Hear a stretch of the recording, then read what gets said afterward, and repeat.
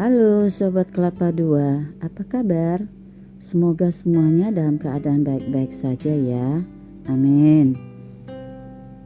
Kali ini kami mau membagikan sebuah cerita kisah nyata seorang eksekutif muda yang sering pingsan di kantornya di tempat dia bekerja. Dan dia juga beberapa kali melakukan pencobaan bunuh diri. Ikutin terus ya ceritanya sampai habis. Kenapa dia bisa begitu, sering pingsan dan sakit kepala, tidak fokus dan berusaha untuk bunuh diri. Sampai akhir cerita nanti baru jelas kenapa begitu, bagaimana cara atasinya. Oke, terusin ya. Kita tidak panjang lebar lagi, saya lanjut. Cerita ini adalah kisah nyata dari orang yang mendatangi saya untuk curhat dan minta solusi atau minta pendapat dari masalah yang anaknya alami. Jadi saya tidak akan menyebutkan nama aslinya ya guys, sebut saja namanya Bintang. Ibunya saya kasih nama Ibu Susi. Jadi privasi orang kita jaga, begitu ya guys. Bintang anak semata wayang atau kita sebut anak tunggal dari putra Ibu Susi. Usianya 33 tahun. Dia lulusan luar negeri, punya istri dan 2 anak masih kecil-kecil. Jabatan dia di perusahaan multinasional sangat-sangat bergengsi. Dan dia dibayar dengan salary atau gaji dengan dolar. Bosnya itu bule. Oke. Dia setelah janji hari H, maka datanglah rombongan. Kenapa saya sebut rombongan? Karena yang datang Ibu Susi dan suami, yaitu papanya Bintang. Bintang sama istrinya dan 2 anaknya, juga seorang suster dibawa juga. Jadi rombongan ini datang ketemu saya. Ibu Susi memperkenalkan diri dan memperkenalkan keluarganya. Lalu saya salaman sama anaknya. Saya lihat, saya tatap wajahnya. Ternyata si Bintang ini seluruh tubuhnya itu basah. Keringat dinginnya netes kemana-mana. Salaman, tangannya tidak bertenaga dan berkeringat di telapak tangan. Matanya gak berani menatap orang. Kayaknya lemes banget begitu. Lalu saya lihat, wah ini Mas Bintang ini kelihatannya bukan stres, kelihatannya depresi tingkat dewa. Lalu saya minta keluarganya yang rombongan itu untuk meninggalkan Bintang sendirian bersama saya.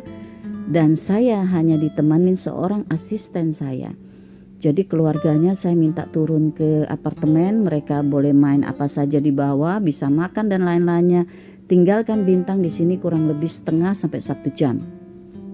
Lalu saya minta asisten saya untuk membuat secangkir coklat hangat untuk Bintang karena badannya kayaknya lemes, lemah, dingin.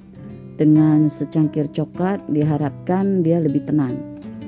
Coklat hangat datang dan saya persilakan Bintang untuk minum.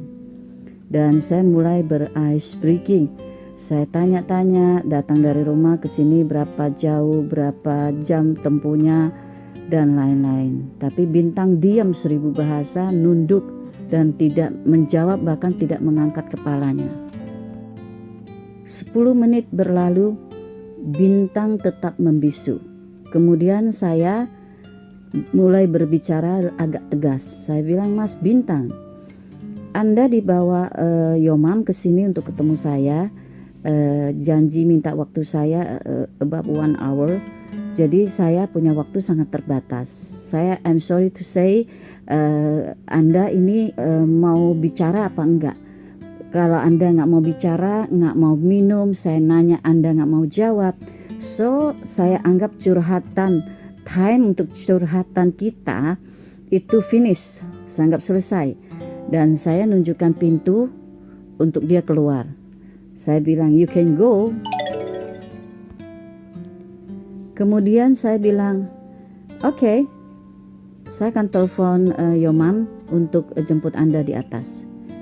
Begitu dia dengar kata dia mau disuruh jemput, dia cepat-cepat ngomong begini sama saya, iya Bu, saya mau minum.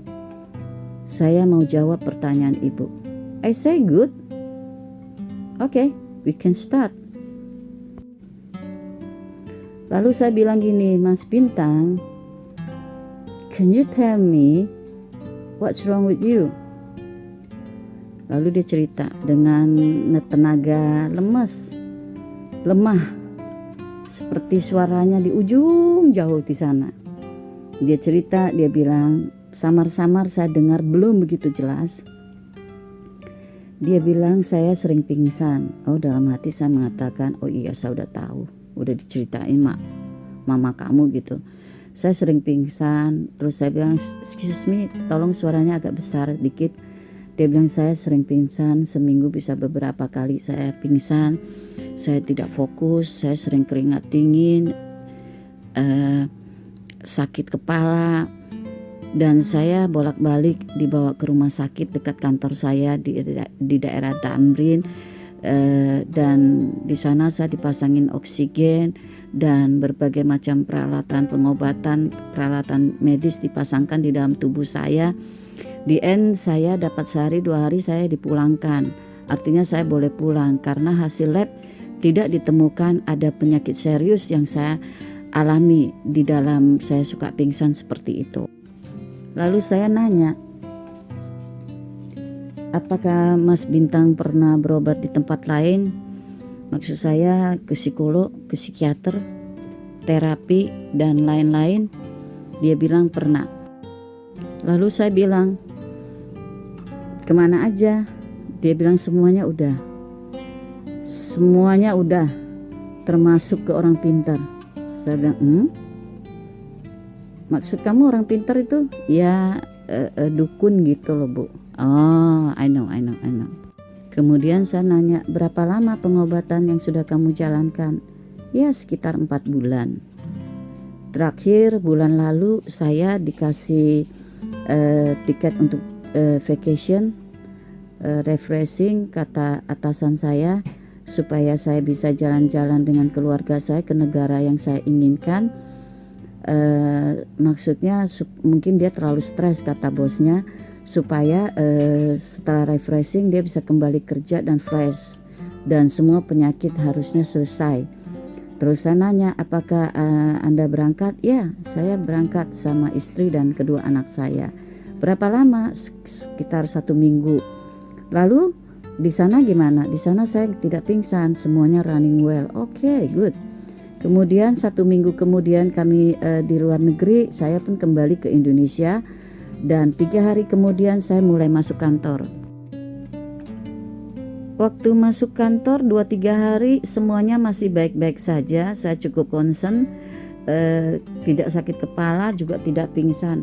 Tapi masuk hari ke-7 penyakit lama timbul lagi. Waktu mau meeting saya sakit kepala. Badan saya juga panas, kepala saya sampai saya pengen jedukin kepala saya ke tembok. Dia cerita, enggak lama kemudian dia pingsan. Kembali dia dibawa ke rumah sakit. Terus bosnya bilang, oke, kamu saya kasih waktu 2 bulan ya, kamu gak usah masuk kantor, kamu istirahat di rumah, kamu berobat. Setelah 2 bulan kita lihat atau kita observasi, kita tinjau kembali apakah Anda harus masuk kerja atau titik-titik, nggak ada kepanjangannya lagi. Kemudian dia pun pulang, dianterin pulang karena dia nggak berani pulang sendiri. Kemudian kejadian seperti itu, keluarganya pun tahu, bolak-balik ngelihat anaknya di rumah sakit, dan mama papanya pun menemukan nomor telepon saya dari seorang kerabat dekatnya dan menghubungi saya. Dari enak-enak saya mendengar ceritanya, mendadak dia berhenti cerita. Kemudian dia lap air matanya yang menetes dan tarik napas panjang, lalu menunduk. Saya memberikan waktu untuk dia meneteskan air mata, merenung. Setelah itu saya baru tanya, apakah kita bisa lanjut? Dia manggut. Saya bilang oke, teruskan ceritamu. Dia diem aja kira-kira 30 detikan lah. 30 detik atau 35 detik sekitar begitu. Lalu saya bilang oke, saya aja yang nanya ya. Dia manggut. Saya bilang kamu ini mesti jawab jujur karena saya butuh jawaban jujur dari kamu. Dia bilang baik. Yang saya tanya pertama adalah bagaimana hubunganmu dengan atasanmu di kantor. Dia bilang atasan saya ada beberapa orang, ada satu orang bule, maksudnya orang luar negeri. Kemudian ada 2-3 orang lagi, semuanya baik kecuali yang bule ini. Dia orangnya agak keras, target kerjanya tinggi dan ngomongnya straight to the point. Langsung saya manggut-manggut. Oh, no wonder. Lalu saya bilang bagaimana dengan saya tanya lagi bagaimana dengan hubungan kamu dengan teman-teman di kantor? Dia bilang semuanya still good. Oke, lanjut. Hubungan kamu dengan istri saya sangat pengertian, Bu. Dia sangat mencintai saya dan menyayangi keluarga ini. Oke, good. Oke, saya kembali nanya. Bagaimana hubungan kamu dengan your mom, your father? Dia bilang ayah saya ini apa kata ibuku? Ibuku bicara apa, papa saya selalu yes gitu. Oke. Tell me about your mom. Dia cerita, mama saya sejak saya kecil. Maksudnya kecil tuh umurnya berapa? Ya sebelum 10 tahun. Oke, cerita apa? Mama saya suka bilang begini, Bu. Kamu itu Bintang harus sekolah yang rajin, yang pinter, besok gede, cari duit yang banyak. Mama sama papamu pernah mengalami suatu kesusahan atau kemiskinan yang sangat. Sekarang mama dan papa kamu sudah bangkit kembali, maksudnya keluarganya sudah bisa disebut keluarga kelas menengah ke atas.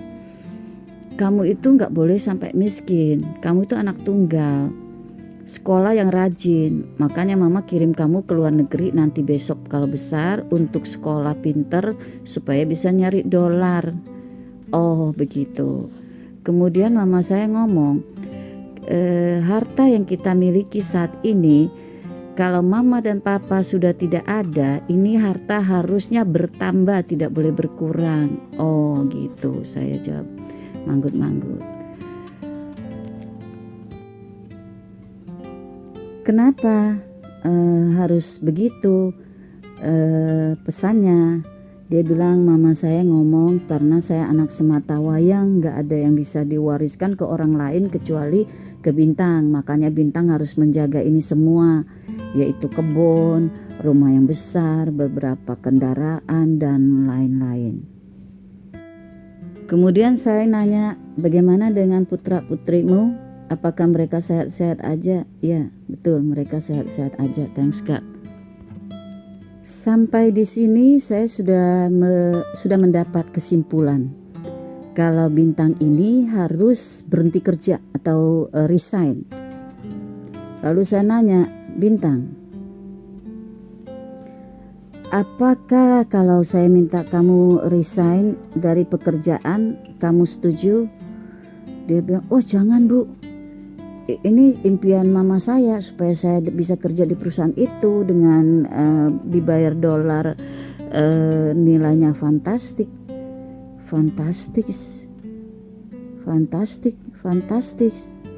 Saya bilang begitu. Saya meniru ngomongannya. Iya, maksudnya saya dibayar dolar tinggi Bu. Oh iya, bagus. Tapi kondisi kamu seperti ini ya Bintang, kamu gak boleh lanjutkan kerja di kantor itu. Kamu harus get ready untuk resign. Lalu kembali dia bertanya, kalau tidak gimana Bu? Saya bilang kalau tidak, kemungkinan besar kamu akan hilang segalanya. Hilang ingatan, hilang karir, hilang kesehatan, hilang keluarga, hilang mungkin hilang semuanya. Bisa jadi hilang semuanya. Dia manggut-manggut. Begitu ya Bu? Saya bilang iya. Kan kamu sudah berobat di mana-mana. Kamu sekarang kesini pengen sembuh kan? Itu yang saya sampaikan. Lalu setelah dia pikir sejenak, dia manggut-manggut. Kemudian saya nanya, Bintang, kamu percaya saya kan? Iya, saya percaya. Untuk itu saya datang. Oke, kalau gitu saya nanya, apakah kamu punya tabungan cukup besar? Untuk apa saya nanya tabungan kamu? Nggak etis lagi. Dia diam aja. Saya nanya tabungan kamu karena saya ingin kamu berhenti kerja. Paling tidak tabungan kamu buat keperluan hidup kamu itu sekitar 6 bulan. Kalau tidak, kita akan cari alternatif lain. Dia bilang, ada Bu, sedikit. Sedikit? Berapa sedikitnya? Dia bilang 5. 5 apa? 5 juta. 500 juta atau 5M. Terus dia pikir kepalanya, kemudian ngangkat, lalu dia bilang, iya Bu, tabungan saya sekitar 5M. Dalam hati saya, not bad. Ternyata ada orang stres kayak begitu punya tabungan 5M. Dia masih stres, masih depresi seperti ini. Waduh. Sementara tadi pagi pasien saya yang konsul, dia hanya membutuhkan 500.000 karena mau memperpanjang kontrakan. Mas Bintang ini punya 5M, panik, nggak bisa melanjutkan hidup. Sekali lagi saya tanya, Mas Bintang berhenti kerja oke? Kalau tidak, ya seperti tadi saya udah jelaskan, saya tidak ulang. Ya kalau ibu suruh saya berhenti, saya berhenti. Tapi ibu tolong kasih tahu mama saya cerita sebenarnya yang ibu sarankan ke saya. Saya bilang oke. Saya akan call your mom supaya naik ke sini. Saya akan bicara dengan your mom, tapi tanpa kamu. Saya hanya perlu berbicara 4 mata dengan your mom. 1. Kedua, apakah kamu saat ini punya duit? Dia bilang ada. Kamu punya 500.000? Punya. Oke. 500.000 ini saya pengen kamu nanti dibawa sambil nunggu Yomam di sini. Kamu tuker uang yang 20-an, pecahan 20-an atau 50-an. Kamu bagi-bagikan itu uang kamu yang 500.000 itu untuk orang-orang yang bekerja di bawah. Contoh, siapa yang akan kamu bagikan? Saya bilang 500.000 ini kamu bagikan ke 10 orang paling sedikit. Banyak-banyaknya 20 orang. Kepada siapa? Security, tukang kebun, tukang bersih-bersih, cleaning service maksud saya, tukang parkir. Setelah itu saya, Yomam telepon baru kamu naik. Tapi uang 500 itu harus dihabiskan, dibagikan. Itu namanya setelah saya bilang kamu itu sampai stres seperti ini, kamu itu jarang berbagi. Is it right? Dia bilang betul sekali Bu. Kemudian saya bilang kalau orang yang sering berbagi harusnya dia tidak depresi. Karena waktu dia membagi, entah itu bagi duit, bagi cerita bahagia, bagi tenaga, bagi mendoakan orang dan banyak hal-hal yang baik, kita nggak sempat fokus mikirkan diri sendiri. Saya bilang begitu. Terus saya bilang sebelum Yomam naik saya mau ngasih tahu kenapa kamu suka pingsan. Karena kamu itu metabolisme, kan kamu stres ketinggian, lalu depresi tingkat dewa saya sebut. Ini hati-hati, sudah menjeduk, hampir lepas ingatan dari otakmu. Karena kamu udah sering pingsan. Kenapa? Dia nanya, kenapa saya suka pingsan? Kenapa dokter tidak menemukan penyakit saya? Saya bilang iya. Kamu itu gara-gara stres sehingga metabolisme tubuh kamu tuh chaos. Tidak benar. Chaos artinya kacau. Itu yang membuat oksigen di otak kamu, di tubuh kamu itu tidak berjalan dengan baik. That's why kamu tuh suka pingsan. Tapi mulai kamu berpikir jernih, memikirkan melakukan hal yang positif, sifatnya share, berbagi yang positif, niscaya kamu sudah tidak mengalami pingsan. Kecuali kamu pingsan memang karena kamu nggak makan, kurang tidur, atau kurang darah dan lain-lainnya. Kemudian dia pun siap-siap untuk ibunya naik. Dia siap-siap untuk turun ke bawah. Lalu saya bilang sama rombongan, tolong nemenin Bintang mau melakukan kebaikan di bawah. Terus ibunya saja, namanya Ibu Susi, yang menemui saya. Lalu saya pun mulai pembicaraan. Saya bilang sama Ibu Susi bahwa apa yang dialami oleh Bintang sudah saya ketahui penyebabnya. Apa penyebabnya? Nggak sabar orang tuanya, ibunya ini pengen dengar. Saya bilang ini anak kerja penuh tekanan. Kemudian saya mau minta tolong ibu kerja sama dengan Bintang dan saya supaya Bintang ini bisa sembuh. Pertama, ibu mesti minta maaf sama Bintang. Bilang sama dia, ibu minta maaf, ibu tidak pernah tahu, tidak menyadari dengan apa yang ibu telah sampaikan ke Bintang sejak kecil itu menjadi beban pikirannya. Apakah benar ibu suka kasih tahu Bintang bahwa Bintang harus sekolah yang benar, nanti besar nyari duit yang banyak, sekolah di luar negeri, nanti cari dolar dan bla bla supaya harta tidak berkurang, hanya boleh bertambah. Dia bilang iya, apa salah orang tua sampaikan itu kepada anak? Saya jawab tidak salah bu. Tapi usia itu anak belum 10 tahun. Dia belum cukup, jiwanya belum cukup dewasa untuk menerima pesan yang ibu sampaikan, yaitu dia harus kaya, harus jaga harta, harus sekolah di luar negeri, harus punya gaji dolar dan. Oh gitu. Nah itu yang membebani dia, sehingga waktu dia bekerja fokus dia adalah bagaimana caranya dia harus naik gaji, naik posisi. Pesan ibu jangan sampai tidak terpenuhi. Jadi dia jiwanya berat, ibarat orang mau naik gunung, rangselnya itu banyak batu. Ibarat kita mau berenang, kita membawa barang berat. Makanya kenapa kalau orang berenang dia harus pakai baju setipis mungkin. Itu dia. Jadi dia harus dikasih keleluasaan untuk menjalankan karirnya.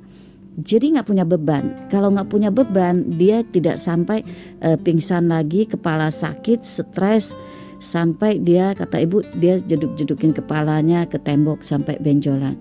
Kalau ibu bisa bekerja sama dengan saya dan mendukung kesembuhan daripada Bintang ini, maka niscaya Bintang masih bisa ditolong. Kalau tidak gimana bu? Karena dia sudah saya bawa berobat kemana-mana, kata ibunya. Saya bilang kalau tidak ibu akan kehilangan segala-galanya. Maksud segala-galanya adalah Bintang bisa sakit fisik, bisa sakit mental yang berat, karir udah pasti hilang. Nggak ada orang mau bayar pakai dolar untuk orang yang sakit mental, maaf ya bu. Bayar rupiah aja orang nggak mau, apalagi dengan dolar orang membayar begitu mahal. Tapi tenaga yang dibutuhkan justru sakit-sakitan, sakit mental. Tapi kalau ibu mau melepaskan target ibu, mengurangi target ibu, maka ini anak akan kembali sukses. Saya sarankan ke Bintang untuk berhenti kerja. Nah, di sini ibunya sempat matanya sampai gede melototin saya. Berhenti kerja berarti berhenti menerima penghasilan sekian puluh itu, sekian ratus itu. Saya bilang iya. Bintang sudah cerita ke saya dia punya tabungan 5 miliar. Satu bulan emang dia butuh uang berapa? Paling puluhan juta untuk biaya hidup. Lagian kan dia masih tinggal bersama ibu di dalam rumah yang besar. Butuh apa sih paling? Makan, rekreasi dekat-dekat, ya kan? Nggak usah lah pergi ke jauh-jauh kemana gitu. Iya. Dia hanya perlu waktu 6 bulan kalau semua berjalan baik, bekerja sama yang baik. Iya, ibunya bilang, baiklah kalau ibu bicara begitu kami akan ikutin. Nah kalau gitu ibu setuju. Tolong di rumah kasih tahu istrinya yang perlu ibu kasih tahu. Dukung dia sampai dia bisa sembuh. Dan laporkan saya perkembangannya. Untuk bulan pertama ibu laporkan ke saya seminggu 1 kali apa yang sudah terjadi dalam seminggu itu. Minggu kedua sekali juga, minggu ketiga tidak usah kasih tahu saya atau tidak usah beri laporan. Minggu keempat 2 kali. Ibu cerita agak detail. Terus sebulan sekali sampai 6 bulan. Kecuali ada sesuatu yang sangat darurat, ibu boleh kasih tahu saya anytime. Kemudian pulanglah mereka. Laporan pun cukup rapi dilaporkan ke saya lewat WhatsApp. Dan si Bintang ini WhatsApp saya bilang pamit sama saya, Bu saya mau umroh sama keluarga. Saya bilang good. Bu saya mau latihan tembak. Bu saya mau ikut futsal. Bu saya mau kursus ini. Bu saya mau ini. Saya semuanya sejauh tidak berdosa. Saya bilang lakukan, selama tidak berdosa lakukan. Just do it. Dan 2 bulan kemudian dia bilang kali ini dia bilang dia mau nelpon saya. Saya bilang boleh, nanti jam sekian. Dia telepon saya, dia bilang dia mau ketemu saya. Ternyata dia pulang umroh. Dia bawain oleh-oleh dari Mekah sana. Kemudian dia cerita terima kasih banyak apa yang saya suruh dia lakukan, dia udah lakukan. So far so good. Dan sekarang dia merasa I feel good, I'm very happy dan bla bla bla. Saya ikut senang juga sih mendengar kondisi dia ya. Dan sampai sekarang setiap 2-3 bulan dia masih mengirimkan kabar bahwa dia baik-baik aja. Dan dia putuskan dia tidak kerja dulu sama orang. Dan sampai hari ini sudah 2,5 tahun berjalan, dia belum kerja. Tapi dia buka perusahaan agrobisnis dan penghasilan dia per bulan tidak lebih kecil dari salary dia. Dan sekarang dia yang memimpin perusahaan itu dan dia tahu bagaimana cara memimpin supaya tidak membuat anak buahnya atau karyawannya stres. Dia bilang dia sangat happy menjalankan hidup ini. Setelah 2 tahun lebih dia tidak pernah mengalami pingsan 1 kali pun. Sampai di sini ceritanya. Apa yang kita bisa ngambil dari cerita kisah nyata dari Mas Bintang ini? Yang bisa kita ambil adalah sebagai orang tua, entah itu bapak, ibu, paman, om, nenek, kakak dan lain-lainnya, jangan memberikan nasihat yang berat kepada anak yang belum dewasa. Karena kalau anak di bawah 12 tahun diberikan pesan yang segitu kerasnya, yaitu kamu harus kaya, kamu harus cari duit, kamu harus mempertahankan ini, mempertahankan itu membebani dia. Sampai besar, hari demi hari ditumpuk, belum lagi tekanan pekerjaan, masalah keluarga. Apalagi saat ini, begitu banyak orang gak kuat menghadapi masalah karena tidak banyak orang bisa mengatasi masalah hidupnya yang begitu berat, apalagi dikasih tekanan-tekanan di jiwa di bawah sadar waktu dia masih kecil. Nah ini gak boleh terjadi. Untuk itu kita belajar dari ceritanya Mas Bintang ini.